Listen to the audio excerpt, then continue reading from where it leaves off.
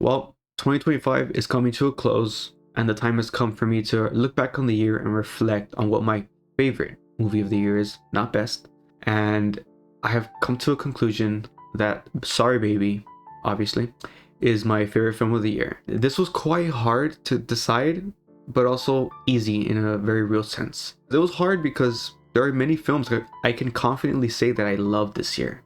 Films like The Thing with Feathers, Sentimental Value, Bugonia, Chainsaw Man, Anemone, One Battle After Another, The Life of Chuck, Thunderbolts, Presence, which I made 2 videos on, which check out my little video essay on it, on why I think it's criminally underrated, and more recently, Hamnet and Train Dreams. And Train Dreams did come quite close, I'm not gonna lie, to becoming my favorite film of the year.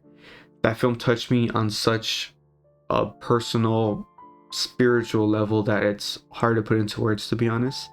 Made me cry 3 times, which is very hard for someone like me. But Sorry Baby has the edge because I just realized that I have not been able to stop thinking about this film since I saw it in July. And honestly, I'm not exaggerating. I really do think I think about this film every single day. And it doesn't have to be necessarily so serious either, where I'm thinking about the themes and I'm thinking about what it's really about. I think also why this film has the edge over Train Dreams is because this film inspired me from a cinematic perspective. And I don't think the other film kind of does that for me. And also the score. The score is just so beautiful, and sometimes I'm just humming it and I'm just thinking about the music. So that's why, in a very real sense, I think about this every day. And yeah, so let's get into it. So, from a story perspective, from a thematic perspective, I think about this film a lot because I relate to it, even though I can't literally specifically relate to it because I'm a man and I have never been through a traumatic event like that, so I cannot relate to it in that sense. But the way she articulates living with trauma, the way she articulates living with depression, just living with hopelessness and feeling broken and just not being the same from how you used to be. I just thought the way that was articulated, the way that was written was so expertly done, so real, so beautiful. And also, like all great films about life, I think this film has a healthy dose of comedy, which I think is very realistic as well.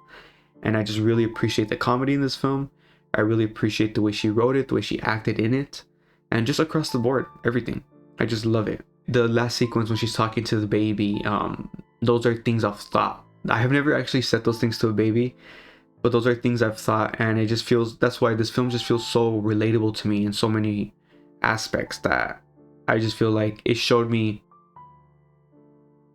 in a very real and weird sense, I saw myself in the film, which is so funny to say, because it's a very feminine film. I mean, the opening sequence when they're talking about sex with her best friend, absolutely hilarious. Yeah. And then also what I love about this film is the way it portrays friendship and how having a friend or many friends can help you, and especially having that best friend, can help you in life. Just existing, her best friend never really does something magical. She doesn't say something incredibly profound. It's very realistic. Like I said, this film is just incredibly honest and genuine and raw, and I feel like her friend just existing, her friend having a reoccurring presence in her life, that gets articulated to us, the audience, of how she's helped her stay alive, she's helped her live. That's beautiful, the power of a meaningful relationship like that. And I just love that in this film as well. And I don't think about this serious stuff every single day, but I also, like I said, I'm inspired by this film, and I feel like this film did what I think all us film fans long for, which is to leave the theater feeling like, man, I've seen what's possible. I've seen something new, and I've seen very human, dramatic films like this before, but I feel like the way Eva directs this film really inspired me. Like the story structure. You could see my live stream where I talk about this film when I just saw it. I think I saw it like a day before it made this live stream.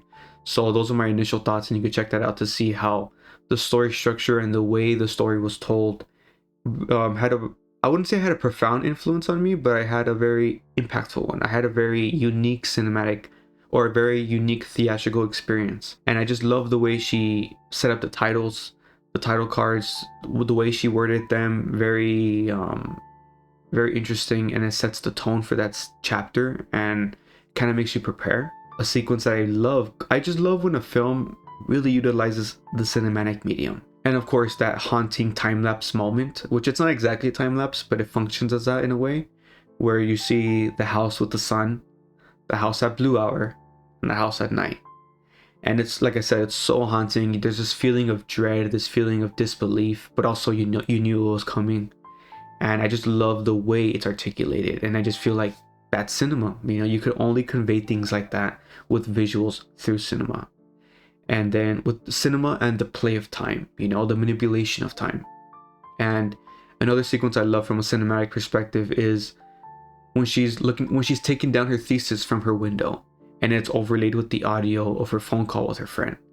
Like, once again, cinema, you can only do that with cinema. And it's also just so heartbreaking, it's so realistic, it's conveying two different things at the same time, and it just hits you in such a specific way. And it's so simple, but it's so effective. And I just love that scene. I love that choice, you know. And another way that I think about this film is the score. Sometimes I just hum the score, you know, and I think it's catchy in a way, and I just absolutely love the score. It's this film, just everything in it is working perfectly well together, you know, and the score is no exception. It's so beautiful, it's so quiet, it's so reflective, it's so comforting, and I feel like the score kind of helps the film feel almost like a comfort film in a very dark sense, but I'm sure some people can relate to that this film feels very comforting.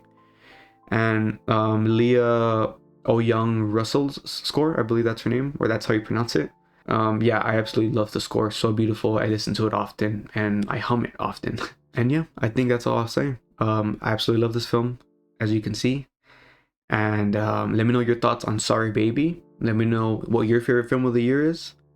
And yeah, have a good rest of the year. And thanks for watching.